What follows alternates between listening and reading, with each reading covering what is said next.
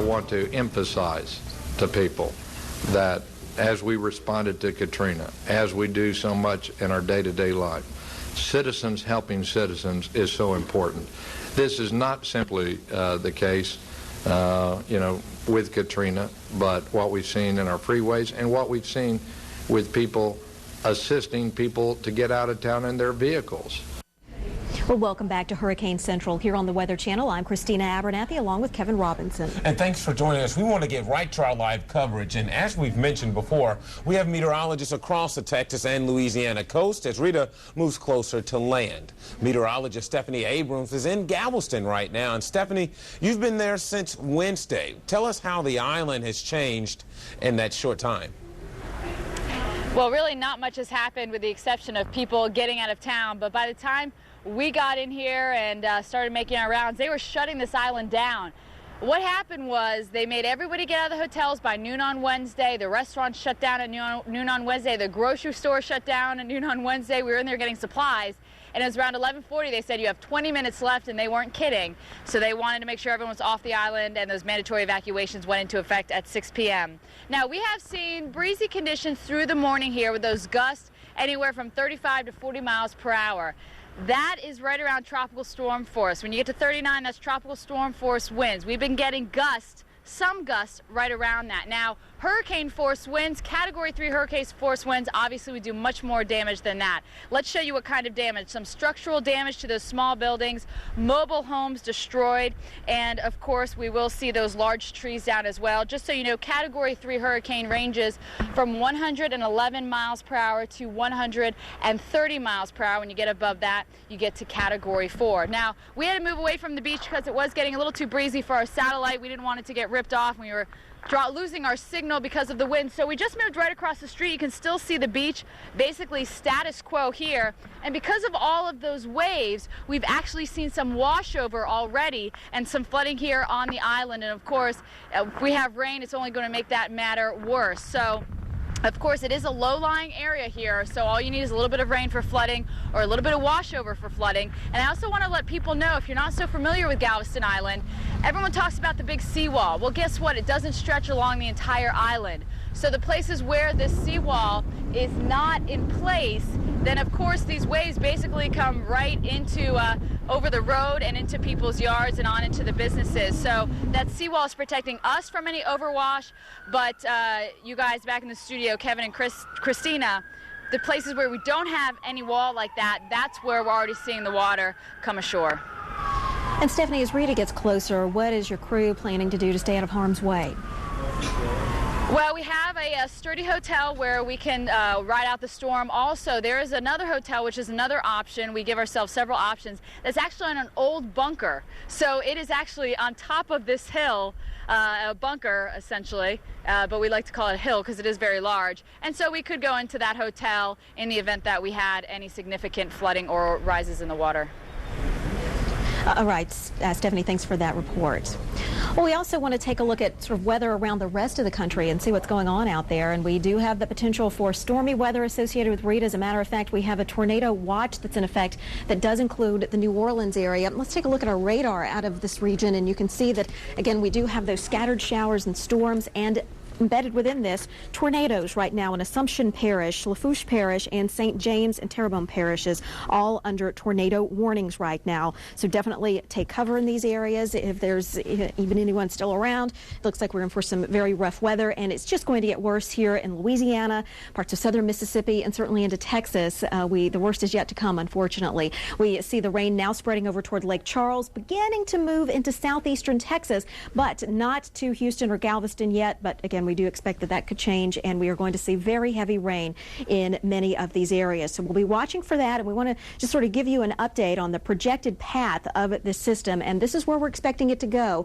Again, the wind's 125 miles per hour, making it a Category 3, moving to the northwest at 10 miles per hour, and it's going to take it right on up into southeastern Texas or somewhere near the Texas-Louisiana border. That's the general area. Remember, this is a large system, so the effects are going to be far-reaching, not just where the center makes landfall, but areas well away from that center will be getting the rain and the wind and the flooding rain at that. So it is going to be a big rough situation here. The bottom line is expect the coastal flooding, strong winds, and also expect very heavy rain, and the severity of the impacts will depend on how close the center comes to any given location. Well, coming up, we'll show you how Rita will affect your 7-day forecast. Plus, we'll show you how the effects that a hurricane can have on your area. We'll have the very latest coming up next. Of course, you're watching Hurricane Central here on the Weather Channel. And good afternoon here from Houston, Texas, as we continue to await Rita. Occasionally clouds roll in. As you look toward the skyline, you can certainly see them roll past some of these big buildings here. That means Rita's coming in. We'll give you a timeline here and also talk about the city's biggest concerns coming up.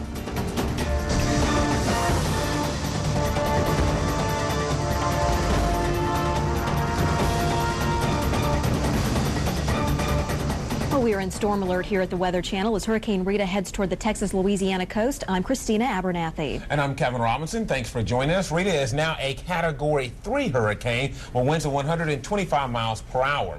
There are at least 3 new levee breaks now, and of course, in the city of New Orleans, and they have all occurred along the Industrial Canal. So how much flooding are we talking about? Well, at least waist-high water near the levee. It's flooding the 9th Ward neighborhood that was hit so hard by Hurricane Katrina. Well, let's quickly look at severe weather that Rita is already causing. We have a number of tornado warnings in effect in the New Orleans area, including the newest warnings in St. Tammany Parish, Hancock County in southern Mississippi, and Pearl River County in southern Mississippi. Also, again, as I mentioned, Hancock County. So when we see these landfalling systems, it is not uncommon to have tornadoes that are spawned. And we have meteorologists across the Texas and Louisiana coast as Rita moves closer to land. Storm tracker Jim Cantori is in Houston. And Jim, what is the biggest concern for the Houston area today?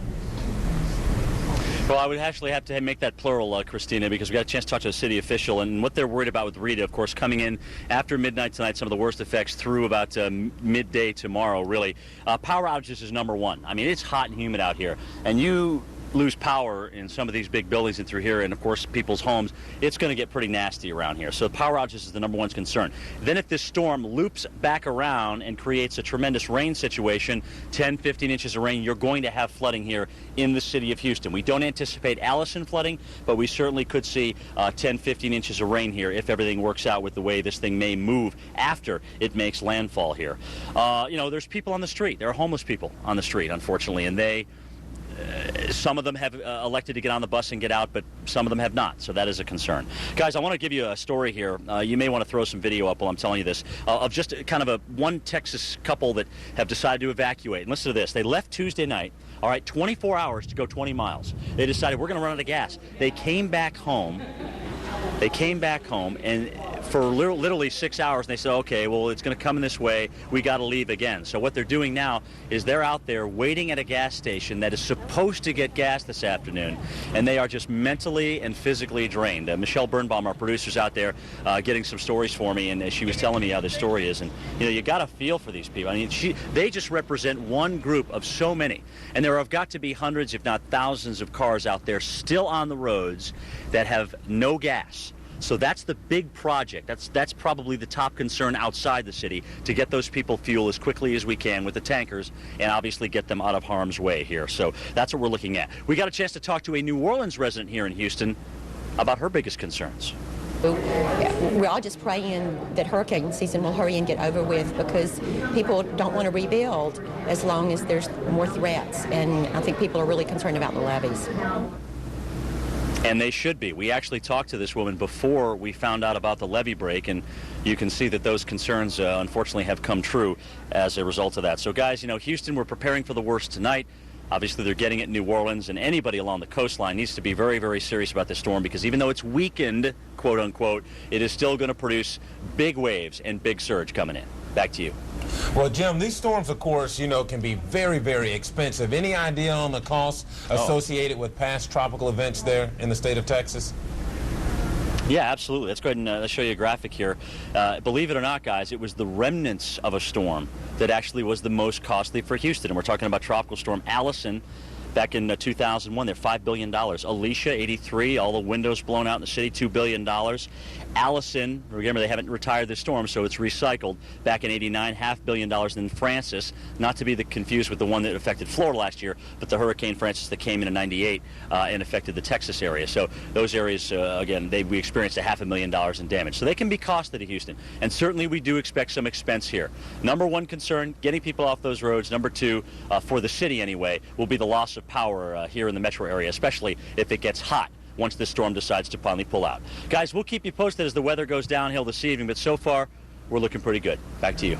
All right, Jim, thanks for that report. Well, let's take a look now at the very latest on Rita, and we'll give you an update. Here's the latest. We have it now as a Category 3 with winds of 125 miles per hour, moving to the northwest at 10. The pressure is now 930 millibars, and of course, the lower the pressure, the stronger the system.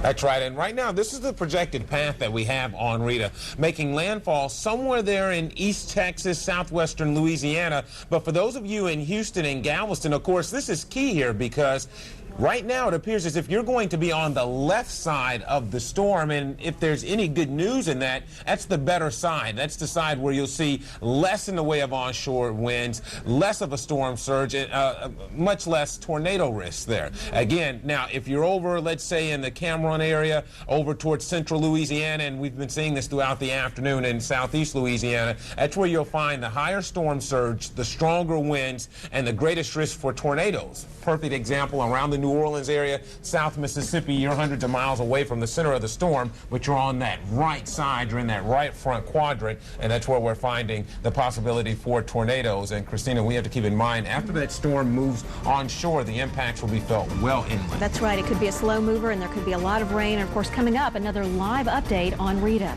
Plus, severe weather expert Dr. Greg Forbes will have the latest on today's severe weather.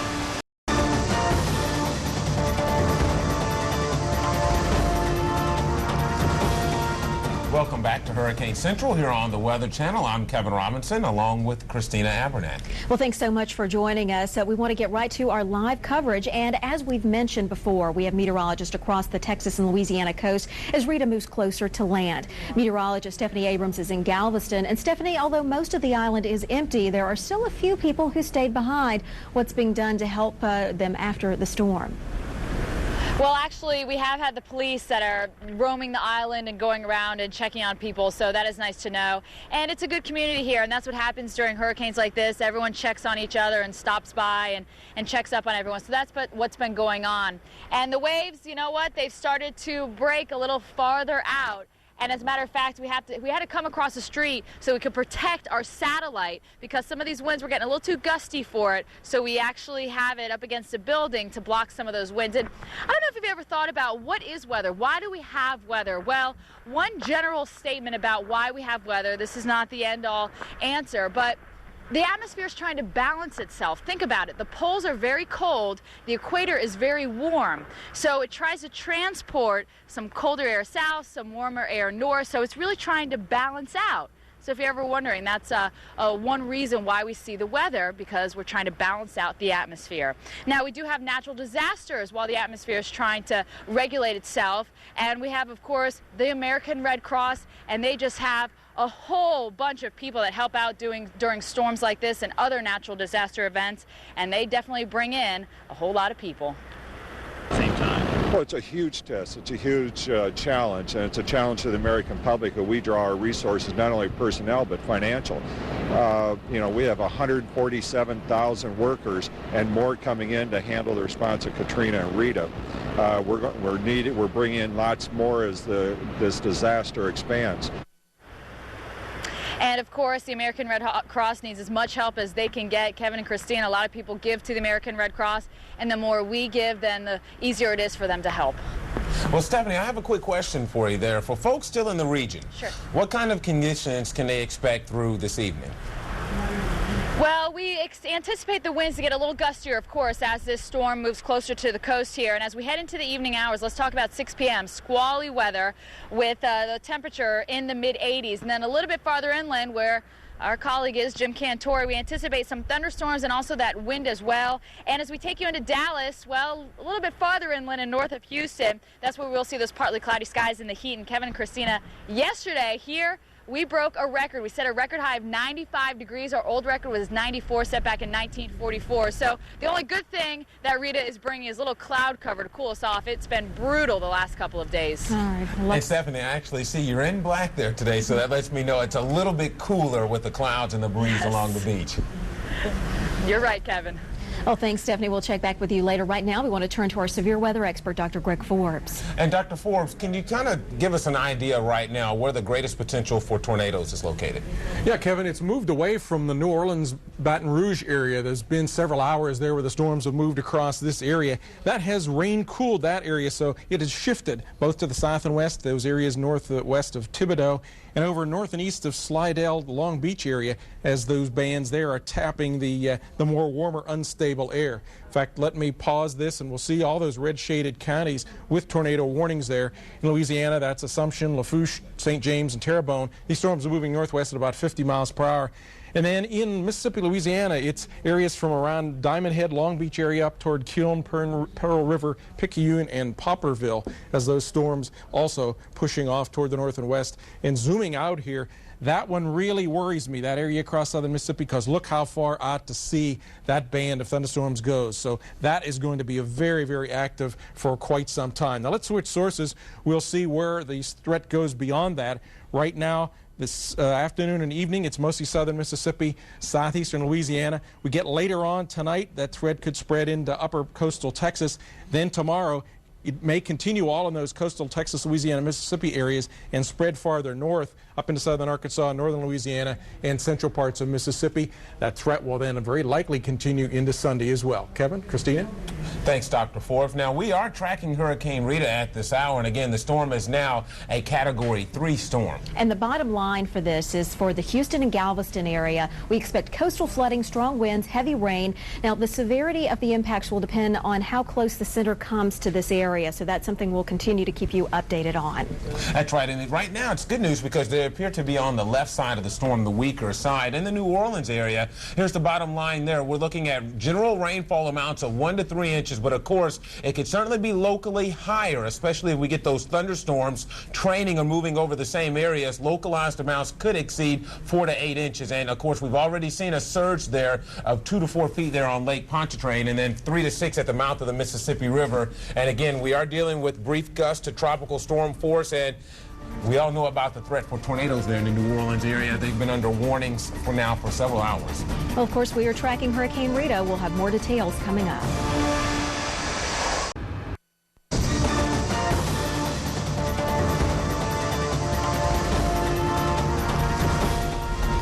If these waves could talk, what would they say? Run, for starters, especially as Hurricane Rita moves closer. And I'm Jeff Morrow in Sulphur, Louisiana, along Interstate 10 just west of Lake Charles. We may catch some of the worst of this hurricane as it comes on shore. We'll tell you how bad we think it may get in a live report in just a moment. You're watching the Weather Channel, Hurricane Central. We are your Hurricane Central, and Hurricane Rita is expected to hit the Texas-Louisiana coast tomorrow morning. And it's on a course that could spare Houston and Galveston on the very worst side of the storm. But let's take a look at it from a satellite perspective and kind of give you the latest. And there it is. You're actually looking at a radar. You can see some of the heavier rain bands that are trying to work their way on in. Extensive rain anticipated with this, with many areas looking for accumulations of 8 to 12 inches of rain with Rita. This is centered about 155 miles east-southeast of Galveston. And on this track, the core of the hurricane will make landfall along the southwest Louisiana, upper Texas coast near daybreak on Saturday. That is exactly where we think the storm is going to go. And again, it's going to be primarily early tomorrow, but the impacts will be felt well ahead of the center. So conditions really going downhill tonight. Don't focus on that landfall point. It's going to be an awful night tonight in the upper Texas coast and along southwestern Louisiana. Should be a very rough night tonight and during the day tomorrow, of course, an awful day as that moves on in. Indeed. We just showed folks that radar, and as that leading edge of the Hurricane Rita's rain shield moves on north, conditions are going to continue to deteriorate, folks, across parts of Texas and into southwestern Louisiana. Meteorologist Jeff Morrow is live in Lake Charles, Louisiana this evening. And Jeff, you are safely away from the coast, but it could get pretty nasty there in Lake Charles. Actually in Lake Charles, and actually, Carl, we're a little bit west of Lake Charles. We're in a little town called Sulphur, which is along Interstate 10. We're about 10 miles west of Lake Charles, Louisiana. And you're right. I mean, depending on where the eye tracks as it comes ashore, and as you and Sharon have been mentioning, probably somewhere here, southwest Louisiana, down there in Cameron Parish. We're just north of there in Calcasieu Parish, or in southeast Texas, somewhere in that zone. Now, if the eye moves up just west of us, we are going to be in the worst possible area for probably some surge along the coast, and even up some of the inland rivers like Sabine River over there along the Texas-Louisiana border. Again, just a bad place to be, and the winds are going to get very, very strong here, probably out of the south as that eye passes us by just to our west. Now, we have some shots so we can show you that were taken just about an hour or two ago. Again, completely deserted, empty streets, nothing open whatsoever, no restaurants and no gas stations. We found one woman who was a little annoyed that she couldn't find any gas. My dilemma is we're trying to get away from the storm, so we come this way, and there is no gas to be found anywhere. And there is no gas to be found anywhere. We drove all the way from Freeport up here and saw no gas station open today, and that's hundreds of miles. Now here we're looking at the wave heights, and basically, folks, the wave heights getting upwards of the 15 to almost 20 feet category as you head out there off of Galveston or south of the Mobile area. Again, and those waves will continue to build as the eye comes ever closer to shore. Well, let's go just a few miles off to my west, an area that I drove through here just a few hours ago. Beaumont, Texas, I believe, and Mike Bettis. Mike, what are conditions like there?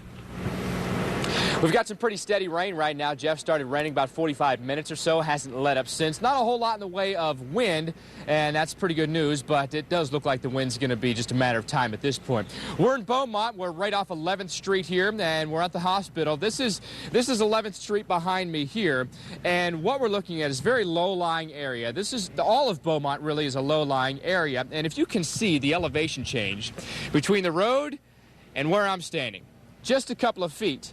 We're told this is one of the highest points in the city. It's a hospital here, and when they get some rain here, it basically becomes a moat that surrounds this hospital. But it was as high as a spot as we could find here in Beaumont, and precarious where that eye may hit. If we get on the dirty side of that storm, we're saying that northern eye wall, that eastern eye wall really could be nasty. As for several other locations, especially as you work your way south of Beaumont, say down to Port Arthur, an area that really could see feet and feet of water, and you'd be driving through that town in boats. They were driving out of town this morning. The emergency services were even getting out of town, if that tells you how desperate the situation was. Fire department evacuating up toward Lumberton, where they'll establish an emergency command center there. We caught up with Battalion Fire Chief Patrick Murphy. This storm makes him very nervous. I haven't felt safe for 2 days now. It's a great storm out there. Been here 50 years. Never had a storm like this come this way at Port Arthur like this. We've had them hit east of us and west of us. We're going to take a direct hit, it looks like. So I'm scared. I know a lot of guys are scared too. As they should be. If a direct hit comes into Port Arthur, it could be catastrophic. They've got a flood wall there, levee system at 17.5 feet high, so we'll see how that holds up to any storm surge. Let's talk about some latest tropical impacts in places like Port Arthur. We get an impact there about every 4.5 years. Dean, Bonnie, Claudette, Cindy, and Audrey, just to name a few. And last year even got a glancing blow from the second coming of Hurricane Ivan. Sharon and Carl, we'll continue to report through the night. Back to you in the Weather Channel studios. Thank you, Mike. Stay safe out there. So here is the bottom line on our storm. It's still a very powerful, very dangerous storm, capable of severe damage despite the lower intensity. The impacts arriving well in advance of the center. That means tonight, folks, it's going to get much worse. We've got more coming up. Rita coverage now continues on a special edition of PM Edition.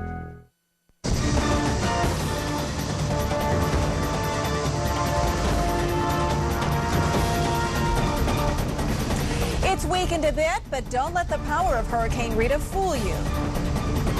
And the rain squalls are starting to become a little bit heavier and the wind a little bit stronger here. I'm in Sulphur, Louisiana, just west of Lake Charles. I'm Jeff Morrow, and I'll have a live update in just a moment. And talk about pouring salt on a wound. In New Orleans, Rita has breached a patched levee, sending water spilling into the hard-hit 9th Ward. You're watching the Weather Channel, Hurricane Central. Hurricane Rita is the second giant storm in 3 weeks to threaten the Gulf Coast, and tonight it's getting closer. You're watching continuing coverage of Hurricane Rita here at the Weather Channel. I'm Sharon Rizalton. And I'm Carl Parker. Let's get right to it. Here is what we know now. The eye of Rita is expected to arrive along the coast of Texas or western Louisiana sometime early tomorrow morning. Rita weakened during the day to a Category 3. That is down from the treacherous 175-mile-an-hour Category 5 that it was on Wednesday. While Houston and Galveston might not feel Rita's full fury, they could still get battered.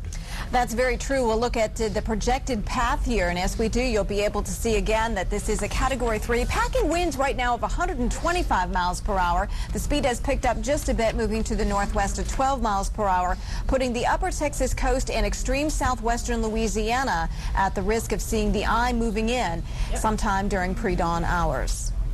Now, as the leading edge of the hurricane, as that rain shield begins to move on northward, those conditions are going to continue to deteriorate in southeast Texas as well as South Louisiana. Meteorologist Jeff Morrow is live in Lake Charles, Louisiana this evening. And Jeff, how bad is it likely to get there, and what exactly is the timeline? All right, well, it's only going to go downhill from here. We're in Sulphur, Louisiana, about 10 miles west of the Lake Charles area. It's not terrible yet, but we are getting some heavier rain squalls. Just before we came on the air here, a little bit of a heavier band came through and pretty much doused everything. But it's let up a little bit, but that's the case with these hurricanes. You know, you get these bands of heavier rain moving through, then it relaxes. And then as you get closer and closer to the center, which we think will be well after midnight tonight, that's when things really start roaring and the rain never stops, and neither does the wind. Now, of course, even though it looks like Rita is bypassing parts of Louisiana, it was still bad enough to cause a massive levee breach in New Orleans. And again, the water just came pouring through. A heartbreaking scene here. All that water, or a lot of that water that had to be pumped out over the last couple of weeks, now seems to be rushing back in, at least into parts of New Orleans. Now, of course, the levee break there is one issue, but there are other main inland issues like we are here in Sulphur, Louisiana along I-10. We're going to have to worry about possible tornadoes, and there have been tornado warnings already in many parishes here in central Louisiana. Of course, just heavy rain flooding, let alone a levee breaking. Of course, you have the extremely strong winds, and if we get close to that eye, the winds here are going to be extremely powerful, and that's going to cause some power outages. And by the way, guys, we've already heard of our first power outage here. We are in Calcasieu Parish, and here on the south side of Sulphur, the local authorities said that there is a small power outage there, at least reported right now. So that's only going to get worse as we head on through the course of the evening. We got a long, long night ahead of us here, and if the landfall is tomorrow morning around daybreak, again, we're talking about 12 hours from now with conditions going downhill. Back to you. All right, thank you, Jeff. And evidence again that we feel the impact long before that eye ever makes landfall. Let's take a look at the bottom line here, folks. This is still a very dangerous storm capable of severe damage despite the fact that the intensity has lowered a bit. Conditions will deteriorate, as Jeff mentioned, rapidly tonight on the upper Texas coast as well as southwestern Louisiana, and that landfall expected very early on Saturday.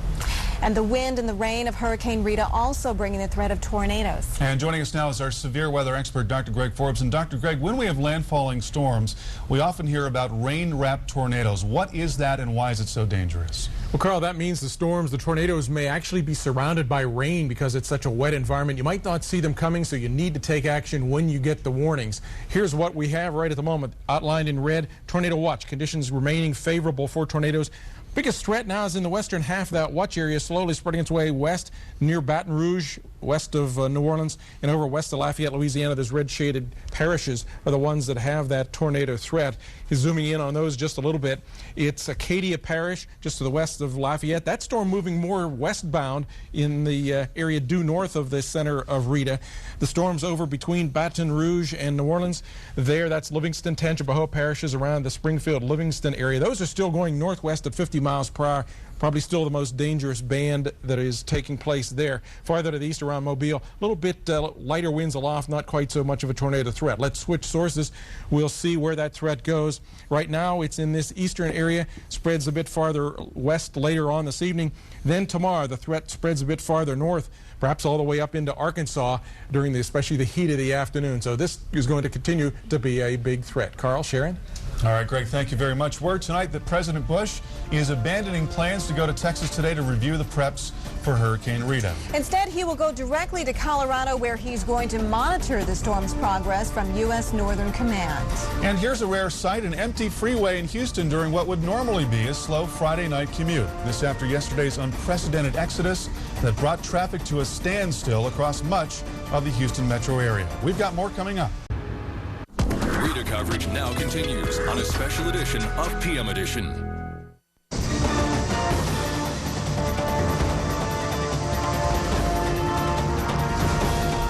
It's weakened a bit, but don't let the power of Hurricane Rita fool you. And I'm Jeff Morrow in Sulphur, Louisiana. There is a dusk to dawn curfew going into effect here and in Lake Charles. We'll talk about that and whatever power problems we have in Calcasieu Parish in just a moment. And talk about pouring salt on a wound. In New Orleans, Rita has breached a patched levee, sending water spilling into the hard-hit 9th Ward. You're watching the Weather Channel, Hurricane Central.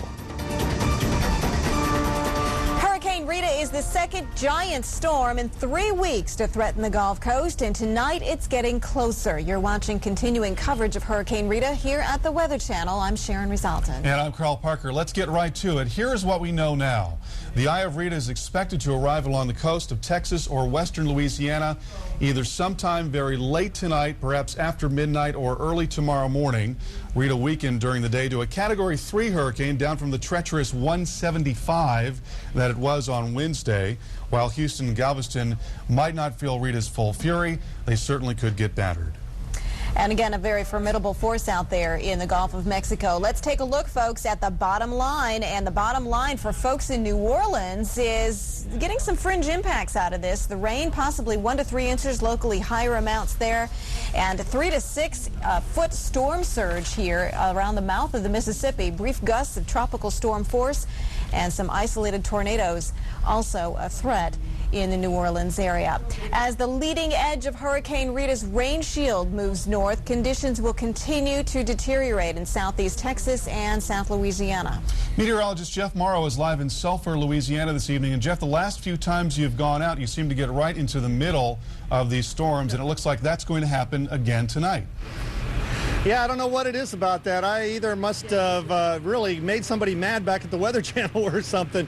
They keep sending me into the middle of these things, but that's okay. We like to report a lot of the extreme conditions here, and it looks like right here in Sulphur, Louisiana, we may be getting some of the worst of this hurricane if it comes in where we think it is. Now, we have a guest with us here, and this is Keith Porche. He's a local electric contractor here. And Keith, what are the power conditions now? Have we seen any power outages yet? There's some small power outages around the city, nothing real major at this time, but it's probably going to get worse with the wind and the trees. So what is your job going to be as you head on through tonight and tomorrow morning? We're just holding crews back to support the city and whatever their electrical needs are to keep everything up and running for the emergency vehicles, and try to do what we can for them. Yeah, now would you go out and try to repair something in the middle of the storm, or would you pretty much wait till afterwards? We're going to hold everybody back until it's safe and the city gives us the okay to go back in and do what needs to be done for them. Now, you're a local around here in Calcasieu Parish. I mean, have most of the people that you know evacuated, or a lot of the people gone? Yeah, most of the city has evacuated. We held crews back specifically for the needs of the emergency vehicles with generators and fuel stations and all that. But we're going to try to stay in a safe place until the storm's over.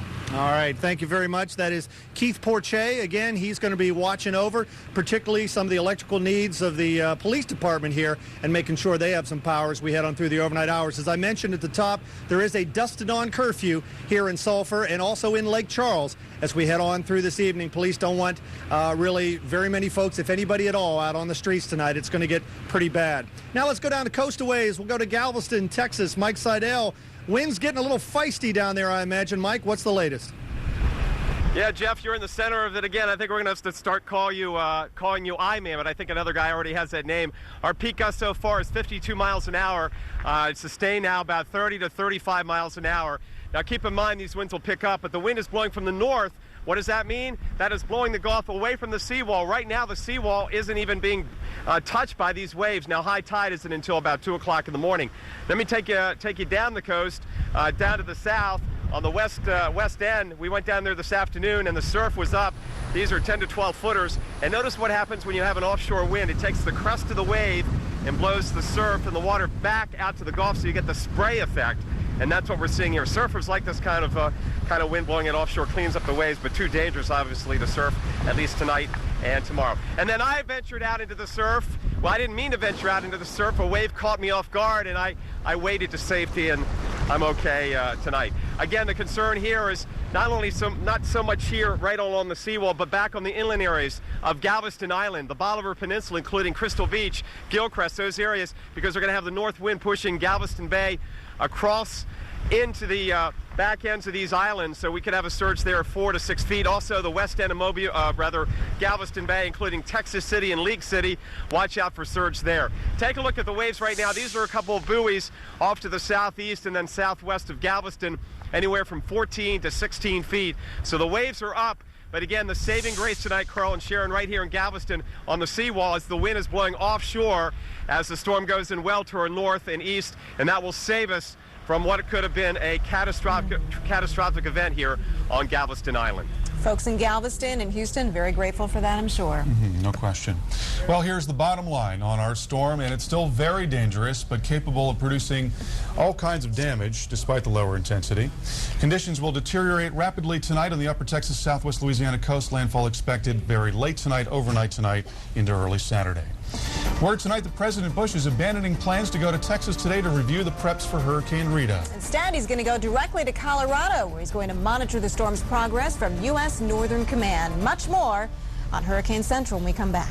All right, let's get right to our team coverage. Storm tracker Jim Cantori is in Houston, and Mike Bettis is live in Beaumont, Texas. Jim, let's start with you. Again, Paul just showed us the wind gust out of Galveston up to 56 miles an hour. So, again, the winds are starting to pick up across eastern Texas.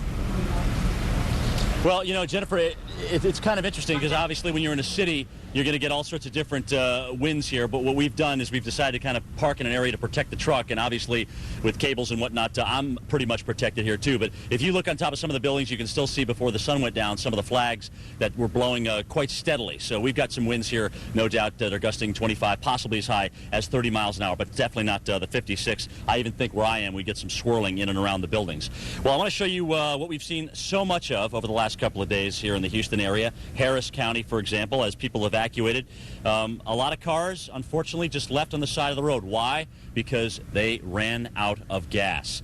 And the mayor said this morning, actually late last night, he said, look, we're going to send out some buses for you people. Hang in there. We're going to get you some water and whatnot. A lot of people have been out there all day yesterday afternoon. And then even this morning, he came on again and he said, look, we need you to help your neighbor. If you have room in your car, please pick up your neighbor and bring them on a little bit out of harm's way, because we do not want people riding out this hurricane in their cars. And that's exactly what they did. So a lot of these people that you see, a lot of these empty cars were helped along by people in Houston. Just an absolute class act that went on and through here. Well, we got a chance to talk to an evacuee, and he comments on how Katrina has affected the Rita evacuation. I think Katrina is probably the best lesson that folks on the Gulf Coast have had in several decades, to let them appreciate the true danger of being around a hurricane-force winds, and the surge of the waters from the Gulf. How about you? Now, that said, I will comment on both of these systems. I think that as the United States as a whole, we actually have a long way to go in how to get both areas, big cities especially, ready for disasters, regardless if they're natural or not, especially given what we've seen in New Orleans and certainly what we've seen here in Houston. But again, the patience that I've seen with the 48-hour times that people have been sitting in their cars is absolutely incredible. And certainly my hat's off to Houston here at this first attempt. Back to you, Jennifer and Paul. Well, Jim, again, we're talking about the whole evacuation of the Galveston and Houston area. I'm sure people waiting for the last minute. Are you still hearing of contraflow so people can get out on both lanes of 45 and 10 from the city?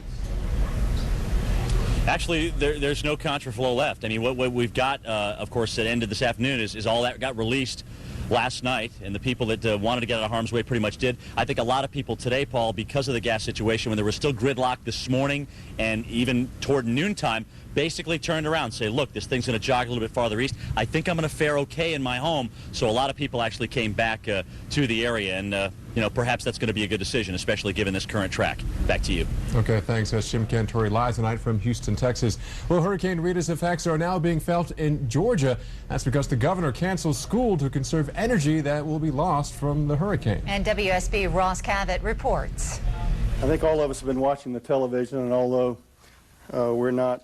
Georgia's not directly in Rita's path, it appears that once again we will be affected. Governor Perdue says the state may not be affected by Rita's high winds and storm surge, but the damage will come at the gas pumps. He says experts have warned even before Rita hits that shortages in the fuel supply will hit in the next few days. To alleviate that shortage, the governor wants the school districts to take an impromptu holiday. And I'm asking our school systems to take 2 early snow days on this Monday and Tuesday. That's September the 26th and the 27th. This will allow our schools to be closed down for 4 days, which will also help with the energy consumption within the building itself, as well as the travel associated with that. Governor Perdue says idling school buses should save 500,000 gallons of diesel fuel alone. He also signed an executive order eliminating all non-essential state travel and ordering alternative schedules or telecommuting for other state workers. Despite these unusual moves, the governor is still asking citizens not to panic, not to top off. We don't want a repeat of the wasteful and unnecessary gas panic that we saw after Katrina. Hopefully, we've learned the lesson that we just need to take a deep breath and be cool about the gas situation. All right, more live coverage coming your way right after your local on the 8s. Meteorologist Mike Bettis is more than 80 miles away from the center of Hurricane Rita. And we're going to take you to New Orleans, where again, portions of the Crescent City are underwater. First Katrina, now Rita. We'll take you there live in 60 seconds right after your local on the 8s.